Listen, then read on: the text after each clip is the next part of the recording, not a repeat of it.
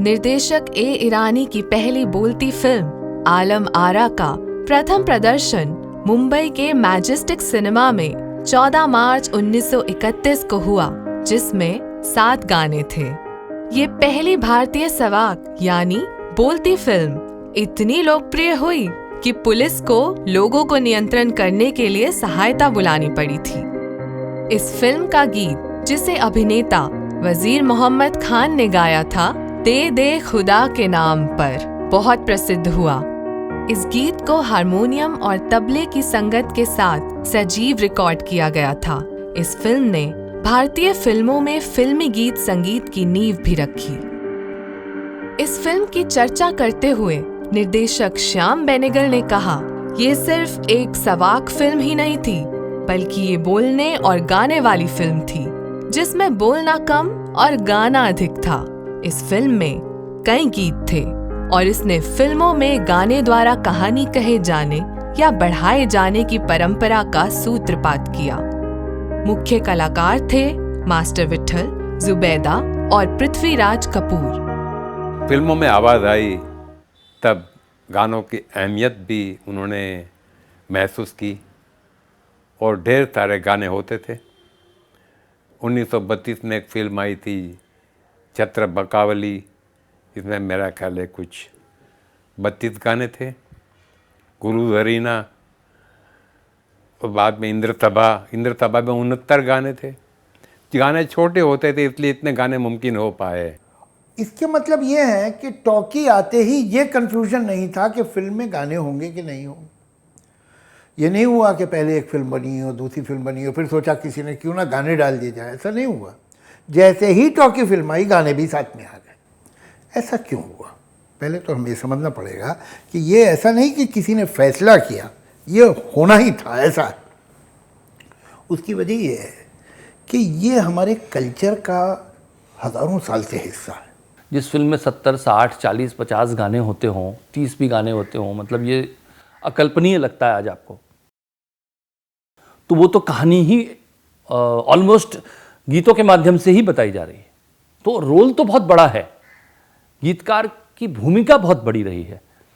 और जो अच्छे फिल्मकार रहे हैं हमारे देश में, उन्होंने उसकी अहमियत को माना भी और पहचाना भी है।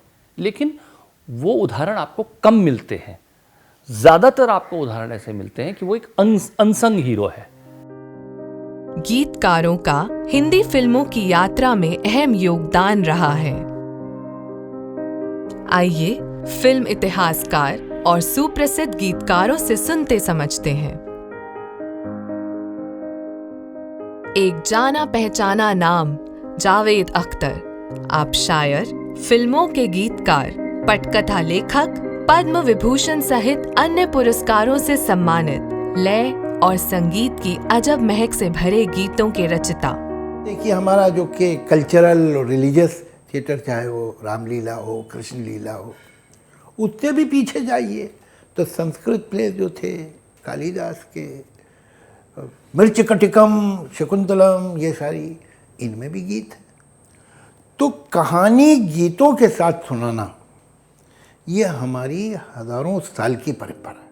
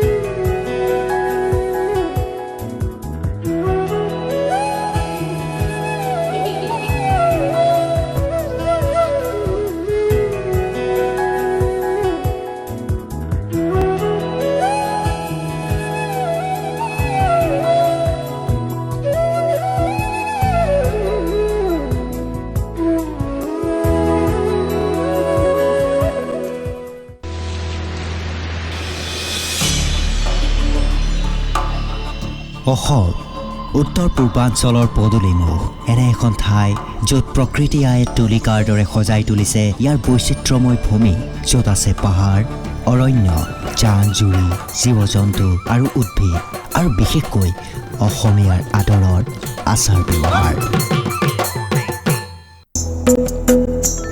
ৰাজ্যখন সম্পূৰ্ণৰূপে আগুৰি আছে প্ৰায় ৭৮,০০০ বৰ্গ কিলোমিটাৰ মাটিকালিৰে জনসংখ্যা ৩ কোটিতকৈও অধিক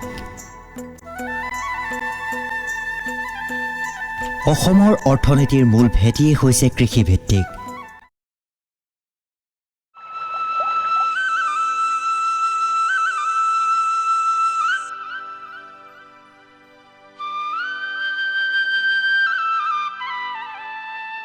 प्रकृति और मनुष्य के बीच परस्पर अटूट संबंध है। पृथ्वी पर जितना अधिकार मनुष्य जाति का है उतना ही सभी जीव जंतुओं पशु पक्षियों पेड़ पौधों एवं वनों का है। वनों और वन्य प्राणियों के रूप में प्राप्त इस विशाल प्राकृतिक धरोहर की संभाल व संरक्षण की दिशा में विश्व भर के वैज्ञानिक एवं पर्यावरण अध्ययनकर्ता विशेष रूप से कार्यशील हैं। ऐसा ही सफल प्रयास किया है असम के प्रसिद्ध वैज्ञानिक एवं पर्यावरण अध्ययनकर्ता डॉक्टर विभूति प्रसाद लाखर ने। जंगल के अंदर की परिस्थितियों व वन्य प्राणियों पर नजर रखने के लिए जगह जगह कैमरे फिट किए गए। ये डिवाइस से हम लोग टाइगर मॉनिटरिंग करते हैं और टाइगर जैसा कैट स्पीशीज है उसको मॉनिटरिंग कर रहे हैं।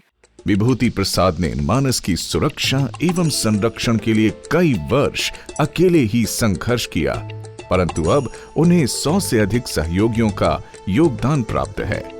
डॉक्टर विभूति का निरंतर संघर्ष पूरे विश्व के लिए एक संदेश है कि सच्ची लगन और परिश्रम से मनुष्य तकदीरों को बदल सकता है।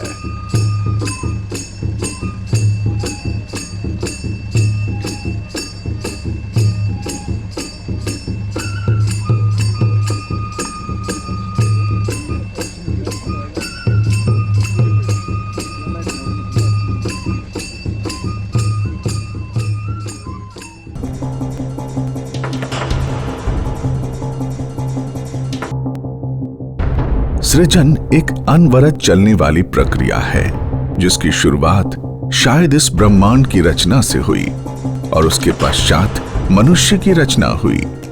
विकास और उन्नति की चाह ने मनुष्य को रचनाशील बनाया और सृजन मनुष्य के जीवन का अभिन्न अंग सा बन गया। नित नए और नवल सृजन मानव की अंतर्भावना को अभिव्यक्त करने की प्रवृत्ति आज एक वैश्विक यथार्थ है। कोई गीत संगीत में सृजन करता है तो कोई कागज कलम से, तो कोई कूची और रंगों से, और कल्पनाओं को साकार करता है। सृजन कर्म की सविरल धारा में पश्चिम क्षेत्र सांस्कृतिक केंद्र द्वारा उदयपुर के शिल्प ग्राम में मूर्ति शिल्प कार्यशाला का आयोजन किया गया। मूर्ति शिल्प एक ऐसी विधा है जिसके लिए माध्यमों की कमी नहीं। आमतौर पर plaster of Paris, cement, marble, पत्थर जहां प्रचलित मीडियम रहे हैं, वहीं हाल के दिनों में मैकेनिकल वेस्टेज और फाइबर स्कल्पचर का प्रचलन देखने को मिला है।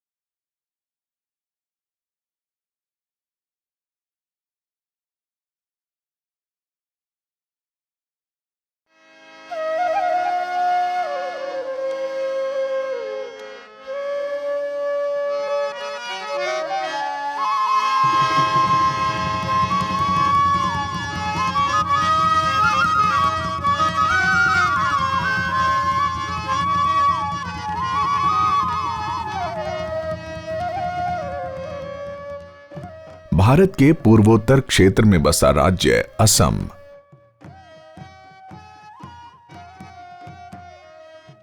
अपने विशाल घने जंगलों के लिए विश्व प्रसिद्ध है। यहां के मानस नेशनल पार्क व Kaziranga jungle the world heritage site की सूची में शामिल हैं। हरा भरा वातावरण, विभिन्न प्रकार के दुर्लभ पेड़, वन्य प्राणी और उनके झुंड अगर देखने को मिल जाएं, तो यहां देश विदेश से आए पर्यटकों की खुशी की सीमा नहीं रहती। वन, उपवन, पेड़ पौधे, पानी, हवा हमारी प्राकृतिक धरोहर के अभिन्न अंग हैं। मनुष्य जाति जहां अपने जीवन की सभी मूलभूत आवश्यकताओं के लिए प्रकृति पर निर्भर करती है, वहीं वन उपवन असंख्य वन्य प्राणियों को भी आश्रय प्रदान करते हैं। पेड़ पौधों और वनों के अभाव में पृथ्वी पर जीवन संभव ही नहीं। इस तथ्य व सत्य को अत्यधिक गहराई से महसूस किया असम के जोरहाट शहर के छोटे से गांव में रहने वाले बहुत ही साधारण शख्स जादव मोलाई पायंग ने। जादव मोलाई पायंग का गांव असम में बहती विशाल ब्रह्मपुत्र नदी के किनारे बसा है। ब्रह्मपुत्र नदी में बारिश के मौसम में अक्सर बाढ़ आ जाती है। आसपास के गांव, पेड़ पौधे, जानवर आदि बाढ़ में बह जाते हैं। यह घटना सन 1979 की है। ब्रह्मपुत्र में आई बाढ़ ने तबाही मचा दी थी। जादव पायंग तब 16 वर्ष का था। ब्रह्मपुत्र नदी के तट से गुजरते उसने देखा कि बहुत सारे सांप व अन्य जलचर नदी के बीच स्थित वीरान टापू पर मरे पड़े हैं। ब्रह्मपुत्र में आई भीषण बाढ़ ने उन्हें जमीन पर पटक दिया था। उस वीरान बंजर जमीन पर कोई पेड़ नहीं था। सांप और अन्य जल जीव सूर्य की गर्मी को सहन नहीं कर पाए और धूप में झुलसकर उनकी मौत हो गई थी। यह दृश्य देख जादव अत्यंत दुखी हुआ। उसके मन में यह विचार आया कि उन सांपों की तरह वो और उसका परिवार अगर एक दिन ऐसे ही खत्म हो जाएं तो क्या होगा। 79 तो ओवर फ्लड हुआ। उस टाइम में क्या हुआ, जो जबरा उबरा आता है दरिया पर अरुणाचल प्रदेश से, वो जबरा यही रुक गया। पानी जल्दी जल्दी सूख गया, रात पर सूख गया। सूखने के बाद इधर सेंट एरिया में सूख गया। जब तक वहाँ बहुत छाव आया था, साहब जब जून जुलाई तक इतनी धूप है, आगे साल 12 दिन धूप होता है, वही दिन 23 दिन धूप होता है। उसके बाद जब गर्मी हो गया 23 दिन को, उसके बाद सांप सब मर गया, शताधिक सांप मरा। जब तब मैं आया बाफेलो देखने के लिए, उसके बाद मेरा प्याल लगा जो सांप तो मर गया, एक दिन हम लोग कैसे ही मर जाएगा। वो दिन देखा गाय सब पानी में रहता है, कुत्ता सब भी पानी, इतने ही धूप है, आदमी मिट्टी पर बैठने नहीं सकता है, इतने ही गर्म ही है। इसके लिए वो लोग का सांप नहीं मरने से क्या करने पड़ेगा मेरा दिमाग में आ गया। उसके साथ दूसरा दिन गया था बाफेलो के साथ से मैं गया था देवरी कम्युनिटी, ट्राइबल आदमी है, यहाँ से 5 किलोमीटर डिस्टेंस है। वो लोग भी गाय पालन करता है, बाफेलो पालन करता है, उसको साथ पुसाया ससा। सांप नहीं मरने से क्या करेगा, वो लोग बोला है कि आप विश्व से सब उस्ता घास रोपो। मेरा मालूम नहीं है विश्व से सब उस्ता घास क्या, तो वो लोग समझा दिया है कि बैम्बो। उसकी हर सुबह के साथ पृथ्वी पर एक नया पौधा उगता है। उसकी हर सुबह में जंगल के कई नए पौधों के बीज समाये हैं। जब तक ये सृष्टि रहेगी, धरती पर जीवन रहेगा। जादव मोलाई पायंग के नाम से जुड़ा ये मोलाई जंगल अमर रहेगा।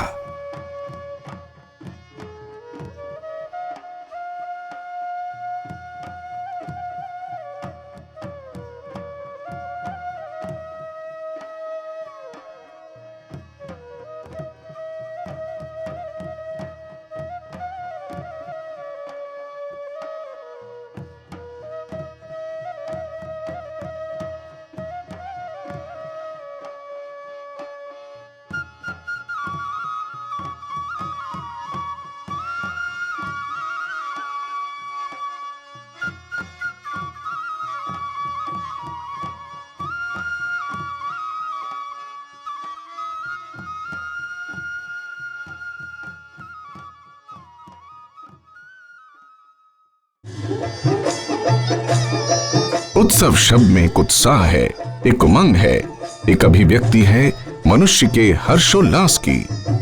धरती की गोद में उपजे नृत्य, संगीत और कलाओं के संगम की, जिसकी प्रतीक्षा हर किसी को रहती है।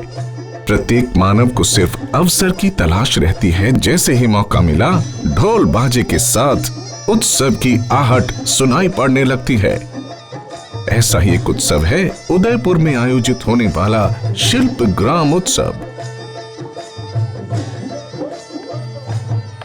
शहर की आबो हवा से कुछ अलग, गांव देहात और मिट्टी गोबर लिपि और मांडनों से सजी झोपड़ियों और देसी हाट बाजार की सौंधी महक के बीच कलाओं के नाना रूपों को अपने आगोश में समेटे इस उत्सव की एक झलक पाने को हर कोई आतुर सा रहता है।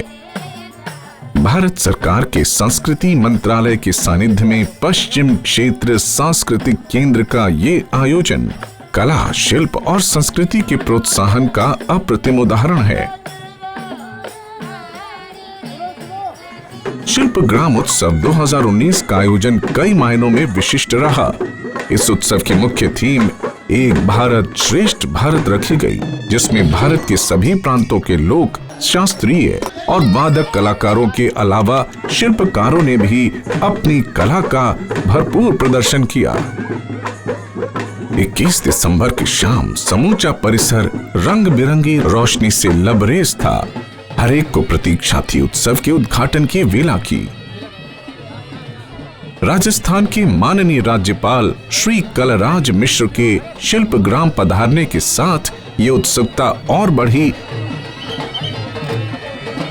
जिसका चरम मुख्य रंगमंच पर नगाड़ा वादन के साथ अरावली की वादियों में देश की माटी में पल्लवित कलाओं की महक फिजाओं में फैलने लग गई।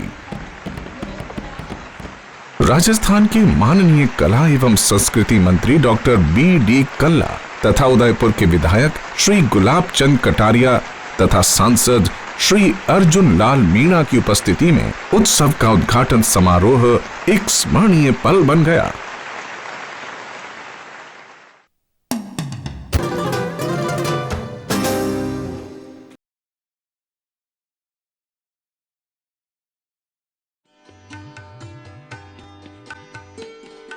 पंजाब व हरियाणा की संयुक्त राजधानी चंडीगढ़ खूबसूरत शहर। यहाँ के मनी माजरा क्षेत्र में स्थित उत्तर क्षेत्र सांस्कृतिक केंद्र पटियाला द्वारा आयोजित लगभग सभी सांस्कृतिक गतिविधियों का मुख्य केंद्र ये कलाग्राम के इस विशाल प्रांगण में तैयारियां चल रही हैं 9वें चंडीगढ़ राष्ट्रीय शिल्प मेले के शुभारंभ की। पारंपरिक लोक कला के नमूनों की चित्रकारी, ग्रामीण परिवेश का सृजन और यह आकर्षक मंच चंडीगढ़ के कलाग्राम का प्रांगण जैसे पारंपरिक ग्रामीण छवि में परिवर्तित हो गया है। हर वर्ष भारत के भिन्न भिन्न प्रांतों के शिल्पकारों को कलाग्राम आकर अपनी पारंपरिक लोक कृतियों, हस्तकला के आकर्षक नमूनों व लोक कलाकारों को अपने विशिष्ट लोक संगीत और नृत्यों के प्रदर्शन का इंतजार रहता है। इतनी ही बेसब्री से इंतजार रहता है चंडीगढ़ व इसके आसपास के शहरों में बसे जन समुदाय को, जिन्हें कलाग्राम के खुले प्रांगण में लगने वाले भव्य शिल्प मेलों का आनंद लेने का सुअवसर प्राप्त होता है। इस वर्ष सन 2017 में भी चंडीगढ़ प्रशासन के सहयोग से उत्तर क्षेत्र सांस्कृतिक केंद्र पटियाला द्वारा कलाग्राम के इस प्रांगण में 9वें चंडीगढ़ राष्ट्रीय शिल्प मेले का आयोजन किया गया, जिसमें उत्तर भारत से लेकर उत्तर पूर्वी व पश्चिमी भारत के कई शिल्पकारों व लोक कलाकारों ने विशेष रूप से भाग लिया और भारतीय संस्कृति की विविधता तथा विभिन्न पारंपरिक लोक कलाओं की पहचान करवाई। 2 नवंबर 2017 से आरंभ होकर 12 नवंबर 2017 तक चलने वाले इस राष्ट्रीय शिल्प मेले का उद्घाटन पंजाब के राज्यपाल माननीय श्री वीपी सिंह बदनौर ने किया। शिल्प मेले में पहुंचते ही चंडीगढ़ प्रशासन के संस्कृति सचिव श्री अनुराग अग्रवाल और director cultural affairs Shri Jitendra Yadav द्वारा उनका स्वागत किया गया। गुजरात व हरियाणा से आए लोक कलाकारों ने अपने प्रांतीय लोक संगीत व नृत्य से माननीय राज्यपाल जी का अभिनंदन किया। इस शिल्प मेले में बहुत सारे कलाकार ऐसे हैं जिन्हें हस्तकला और शिल्पकारी के क्षेत्र में बेजोड़ व अनुपम कृतियों का सृजन करने के लिए राज्य, राष्ट्रीय व अंतर्राष्ट्रीय स्तर के पुरस्कारों से सम्मानित भी किया गया है। एक तरफ खूबसूरत प्रदर्शनी का आनंद, खरीदारी का मजा, तो दूसरी तरफ पंजाब, उत्तर प्रदेश, राजस्थान, ओडिशा, गुजरात आदि भिन्न भिन्न प्रांतों से आए लोक कलाकार लोक संगीत व लोक नृत्यों से लोगों का मनोरंजन कर रहे हैं। ये उत्तर प्रदेश का पारंपरिक रीति से किया जाने वाला पूर्वी नृत्य है।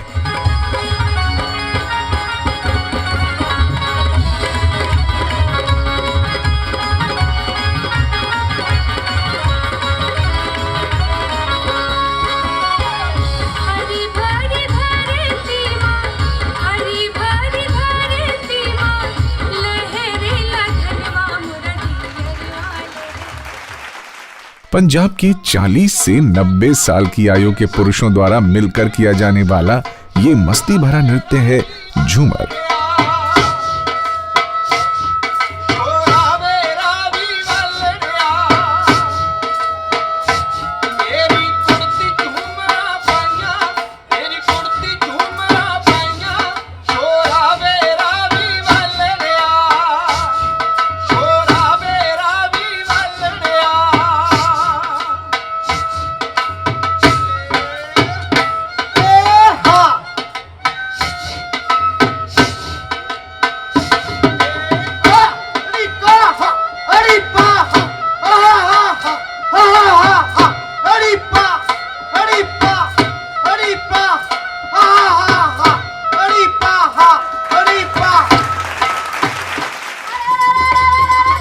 राजस्थान का प्रसिद्ध नृत्य कालबेलिया।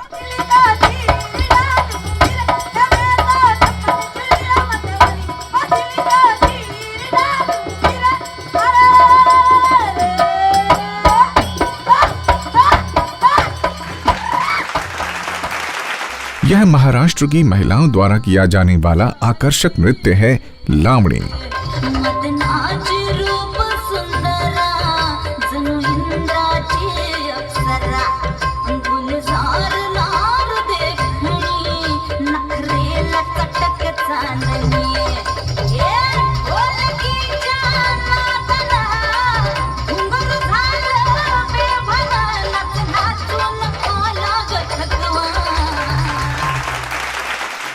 ये है पश्चिम बंगाल के नर्तकों द्वारा प्रस्तुत खूबसूरत छाऊ नृत्य।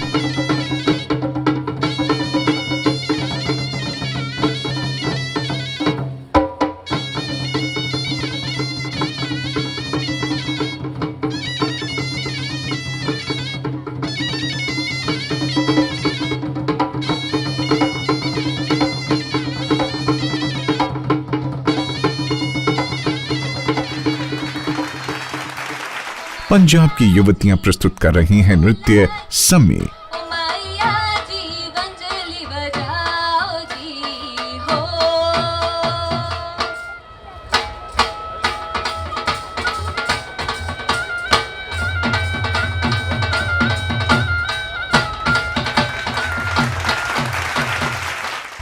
जोश और उत्साह से भरपूर पंजाब के नौजवानों द्वारा किया जाने वाला मार्शल आर्ट गतका।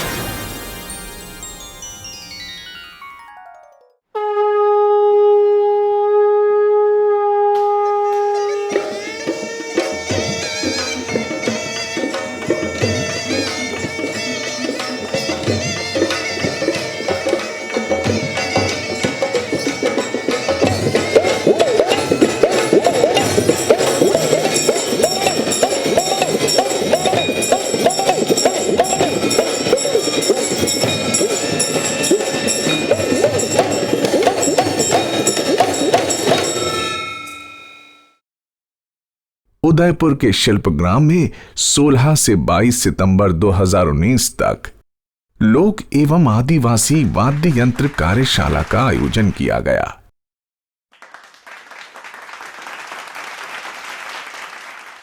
इस कार्यशाला में राजस्थान, गुजरात, महाराष्ट्र तथा गोवा के लगभग 80 वाद्य यंत्र व उनके वादक कलाकारों को आमंत्रित किया गया।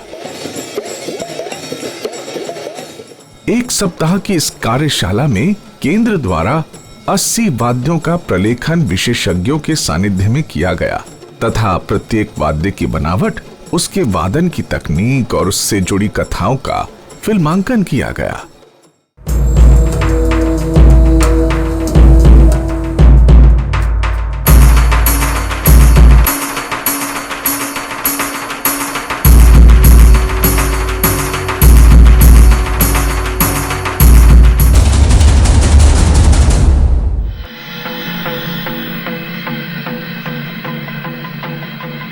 कुरुक्षेत्र, जहां ज्ञान का अलौकिक वरदान कृष्ण द्वारा दिया गया था। हरियाणा का एक क्षेत्र ऐतिहासिकता और धार्मिक स्थलों के लिए विश्व विख्यात है। यहाँ के हर कण में गीता के अनमोल वचन गूंजते रहते हैं। महाभारत की रचना का ये स्थल, जहां युग परिवर्तन के प्रतिबिंब अक्षरों पर उतारे गए थे। इस पावन धरती को हर धर्म, हर समुदाय का आशीर्वाद प्राप्त है। यहाँ गुरुद्वारे भी हैं, मुगल काल के शेख चिल्ली का मकबरा भी है। यहाँ पुरातन मंदिर हैं तो साथ में इतिहास के अवशेष भी। हर वर्ष हजारों श्रद्धालु यहाँ स्थित ब्रह्म सरोवर पर स्नान हेतु आते हैं। इस स्थान की सौम्यता तथा धार्मिक महत्व को कौन नहीं जानता। हरियाणा सरकार का ये प्रयास रहा है कि इस स्थल को प्रचार प्रसार द्वारा और प्रसिद्ध करें, जिससे ये पर्यटन का केंद्र बन जाए। इसी लक्ष्य की पूर्ति हेतु हर वर्ष यहाँ गीता जयंती समारोह मनाया जाता है। वर्ष 2015 में उत्तर क्षेत्र सांस्कृतिक केंद्र ने अपना महत्वपूर्ण योगदान दिया है। सांस्कृतिक कार्यक्रम के प्रारंभ में सबसे पहले महाभारत युद्ध के 13वें दिन की कलात्मक व भावपूर्ण अभिव्यक्ति की गई।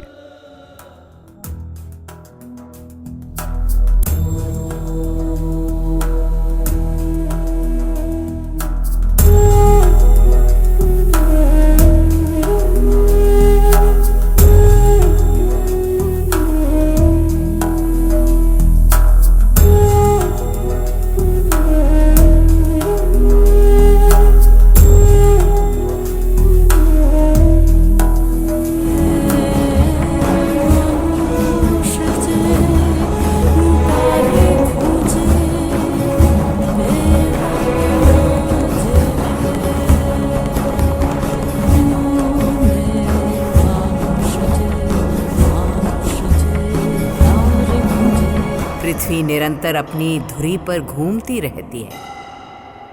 देखने पर घेरे में निरंतर घूमता हुआ पागल श्वान शिकारी बाज की आंखों को स्थिर लगता है। आज यहाँ महाभारत में चकनाचूर मेरुदंड लिए एक साहसी बालक महाभारत युद्ध के महत्वपूर्ण 13वें दिन में, जिस दिन अभिमन्यु को चक्रव्यूह में फंसाया गया था, का मंचन किया गया। जहां इतना वैमनस्य उत्पन्न हुआ जिसकी कटुता ने सारे संसार को निगल लिया। धर्म की रक्षा के लिए हुए महाभारत के 13वें दिन रणक्षेत्र में उसका वध एक अधम कार्य था। इस कथा से हम सब परिचित हैं।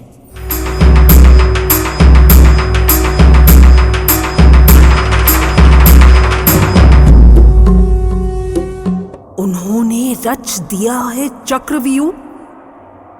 चक्रव्यूह जो है सैनिकों और रथों का एक भंवरजाल, विश्वासघातों और मृत्यु का एक अंधकूप, जिसमें है रहस्यमय प्रवेश मार्ग और भूतैः प्रस्थान, जिसको भेद सकते हैं केवल कुछ ही,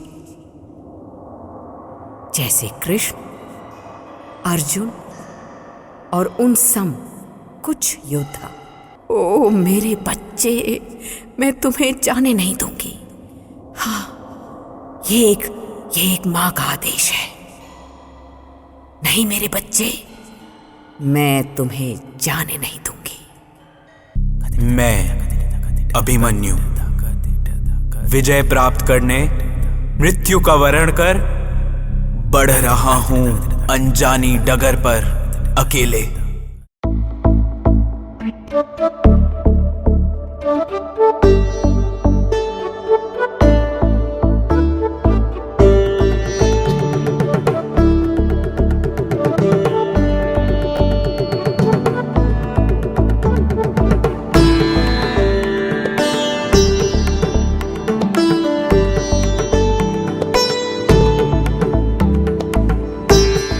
ललितपुर जनपद नाम के बारे में किंवदंतियाँ हैं। कहते हैं कि ललिता देवी का यहाँ मंदिर था, उसके कारण ललितपुर नाम पड़ा।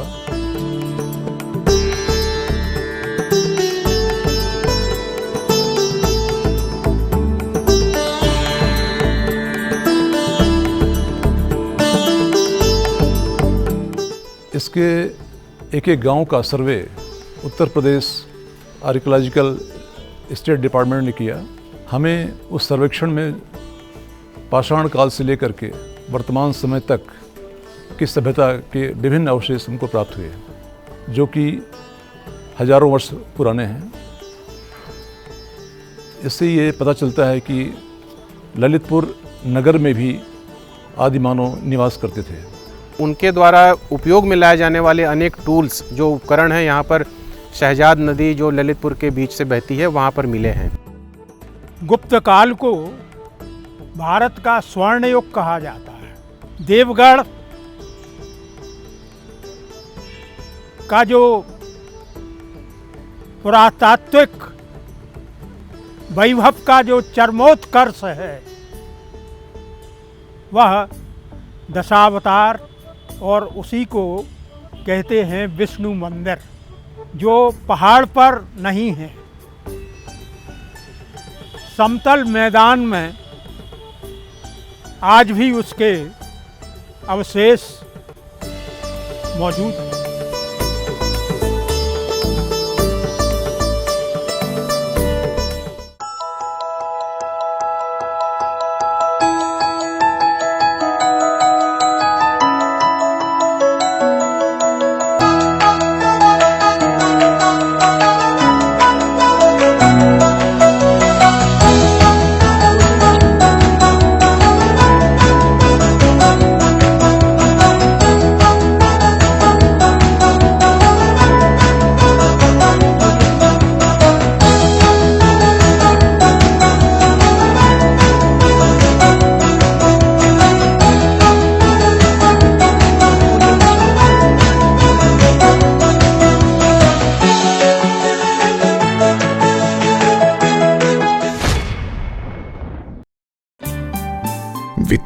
और ज्ञान का केंद्र मैत्रेयी कॉलेज, चाणक्यपुरी में स्थित दिल्ली विश्वविद्यालय का एक प्रतिष्ठित कॉलेज। खूबसूरत आकर्षक कैंपस बीते 50 वर्षों की न जाने कितनी सुनहरी मीठी यादें अपने अंदर संजोकर बैठा है। मैत्रेयी कॉलेज के लिए यह वर्ष बहुत ही महत्वपूर्ण है। यह वर्ष हमारे इस कॉलेज का स्वर्ण जयंती वर्ष है।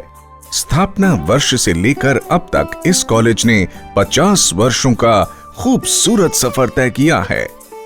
इन 50 वर्षों में विद्यार्थियों, शिक्षक शिक्षिकाओं, प्रशासनिक अधिकारियों ने एक साथ मिलकर महत्वपूर्ण उपलब्धियों और सफलताओं का रचा है गौरवपूर्ण इतिहास।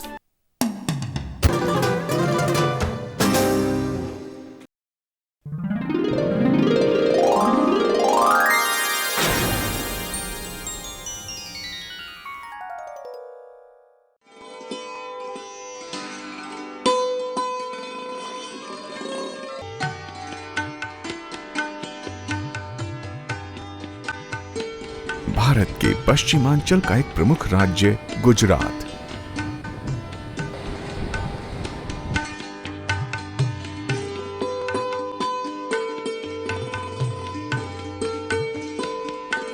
जो अपनी लखोटी और सतरंगी संस्कृति के लिए विश्व भर में जाना जाता है। यहां रास किए जाने की समृद्ध परंपरा है जो सदियों से चली आ रही है। इसी रास का एक स्वरूप है मणियारो रास। गुजरात के पोरबंदर शहर को यूं तो राष्ट्रपिता महात्मा गांधी की जन्मधरा के नाम से जाना जाता है,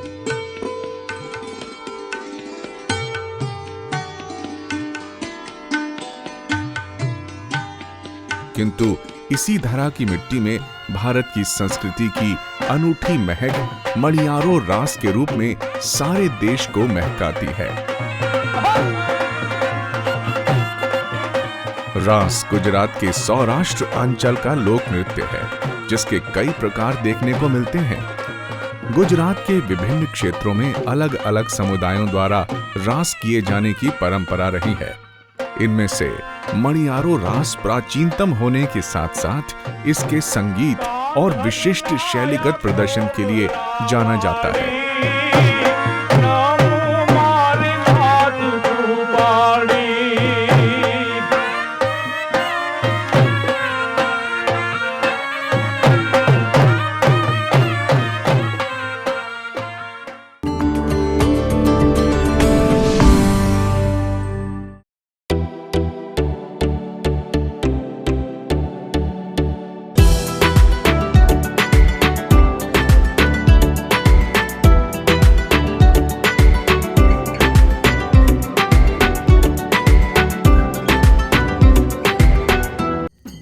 भारत विविधताओं का देश है। इसकी संस्कृति बहुरंगी होते हुए भी ये पूरे देश को एक सूत्र में बांधे रखने का कार्य सदियों से करती आ रही है। इसके आंचल में जहां केसर के बाग हैं, वहीं लहलहाते गेहूं के खेत, चाय के बागान, हरी भरी लहलहाती वादियों में नृत्य, संगीत के अपने कई पर्व हैं जो लोगों को एक दूसरे के समीप लाने के साथ साथ उन्हें एक अदृश्य और अटूट बंधन में बांधे रखती हैं। कलाओं के ऐसे ही एक सेतु की रचना भारत सरकार के संस्कृति मंत्रालय द्वारा की गई। वर्ष 2008 में भारत के उत्तर पूर्व के राज्यों की कला एवं संस्कृति का देश के अन्य भागों में प्रचार करने तथा पूर्वोत्तर की सतरंगी संस्कृति से देश को रूबरू करवाने के लिए पूर्वोत्तर के 7 राज्यों अरुणाचल प्रदेश, असम, मेघालय, मणिपुर, मिजोरम, नागालैंड, त्रिपुरा, जिन्हें 7 सिस्टर्स के नाम से भी जाना जाता है, तथा 8वां राज्य सिक्किम के साथ इन प्रांतों की कलाओं को राष्ट्र की मुख्य सांस्कृतिक धारा में जोड़ने के लिए ऑक्टेव की परिकल्पना की गई। सभी क्षेत्रीय सांस्कृतिक केंद्रों ने अपने आयोजनों में इस रचनाशीलता को शामिल किया। पश्चिम क्षेत्र सांस्कृतिक केंद्र द्वारा ऑक्टेव के सांस्कृतिक अभियान की शुरुआत वर्ष 2008 में गोवा के मडगांव से की गई।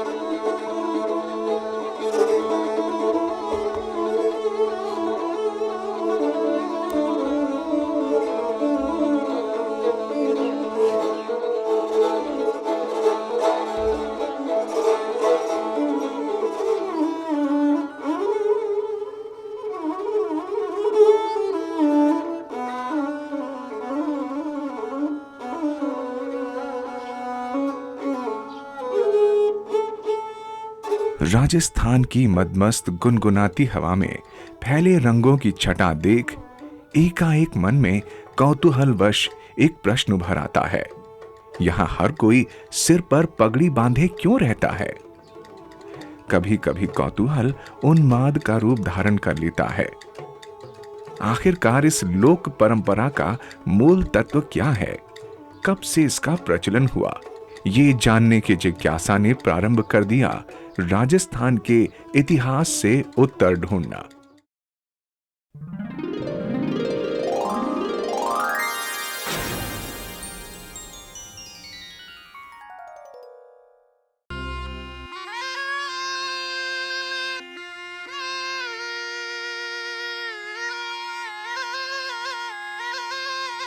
विश्व गुरु भारत सदियों से अपनी संस्कृति, स्थापत्य, आयुर्वेद तथा कला एवं संस्कृति की विशिष्टता के कारण विश्व में अपनी एक अलग पहचान रखता है।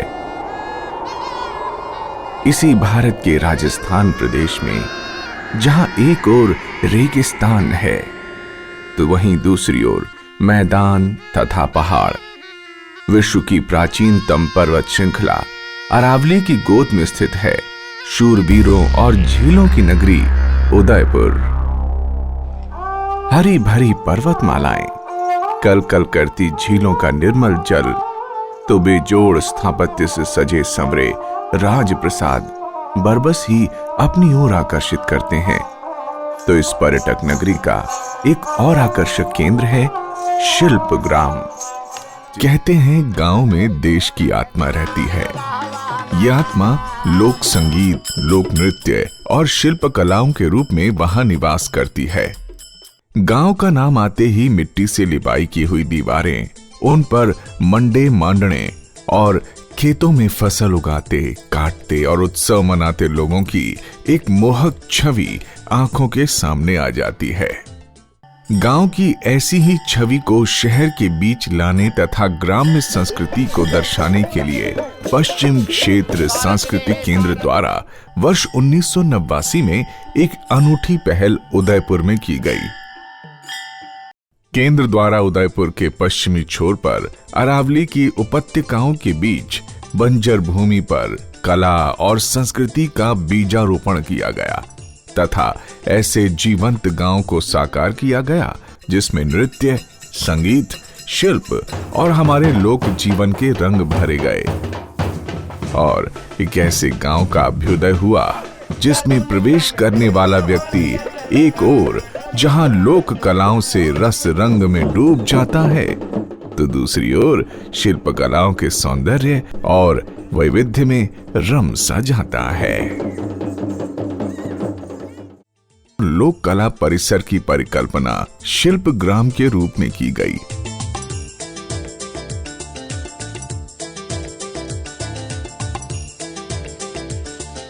तथा एक ऐसे कर्म क्षेत्र का सूत्रपात किया गया जहां गांव देहात में काम करने वाले शिल्पकार आए और कुछ दिन यहां रहकर अपने ही गांव के वातावरण में कलात्मक वस्तुओं का सृजन करें।